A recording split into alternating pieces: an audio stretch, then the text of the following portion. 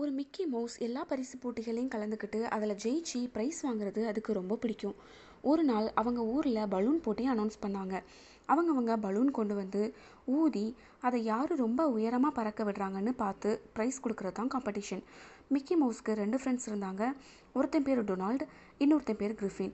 Mickey Mouse தன்னோட friends கிட்ட சொல்லி அவங்க 2 பேரையும் காம்படிஷனில் பார்ட்டிசிபேட் பண்ண சொல்லிச்சு. Mickey Mouse red balloon, Donald pink balloon and Griffin yellow பலூன்னு செலக்ட் பண்ணாங்க. போட்டியோட நாளில் எல்லாரும் போய் லைனில் நின்னாங்க.